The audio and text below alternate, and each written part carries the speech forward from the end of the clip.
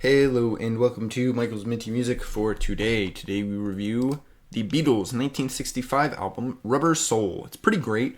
Definitely one of their first really outstanding albums, and just really exceptional here. This is the track listing, and these are the tracks I added to my playlist, 9 out of 14, so about 2/3. This album is really great. This is really the first album that has aged well enough to still sound pretty great 60 years later. Although not quite every song is good, most of them are all almost all of them are high quality, and the album has a good amount of variety compared to some of their other works. The flow here is pretty good.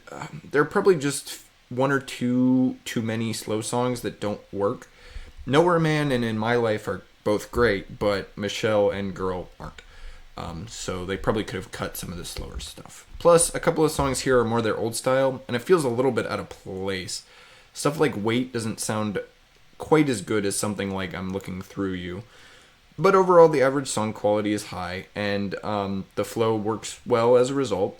Drive My Car is a great opener. From there, side one flips between slower tracks like Norwegian Wood, Nowhere Man, and Michelle, and more upbeat, quick to mid-speed tracks like You Won't See Me, Think For Yourself, and The Word.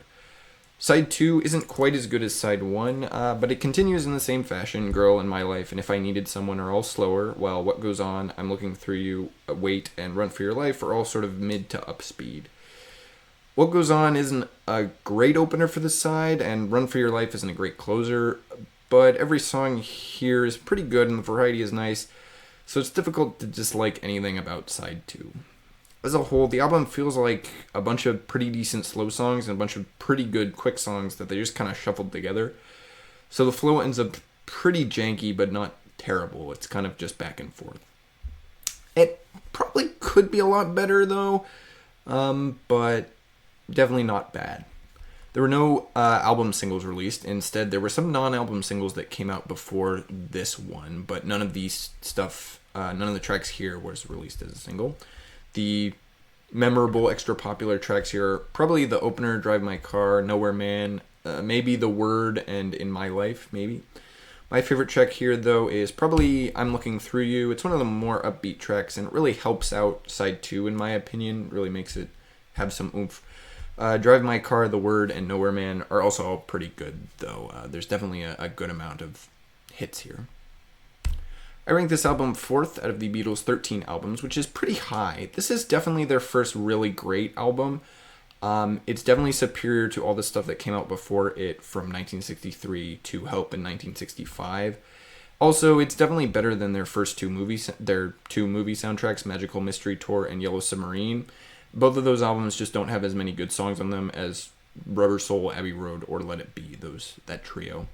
I personally like Rubber Soul a bit better than Abbey Road and Let It Be. I'll admit the quality is pretty similar. I feel that Rubber Soul is a bit more consistent in how it sounds, where Abbey Road and Let It Be are a little bit more all over the place with their songs.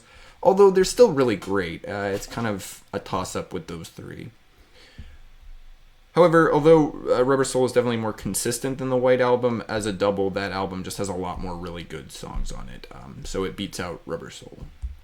Additionally, this album is my favorite from 1965, although the only competition it has is from the Beatles' other 1965 album, Help, which is definitely not as good as Rubber Soul. This is definitely the better of the two. So, thank you for watching.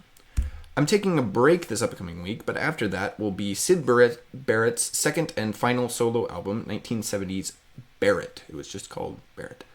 His other solo album was not too terrible, but it wasn't particularly good, so I'm interested to see if this one is better or worse. Stay tuned for that, and as always, stay minty.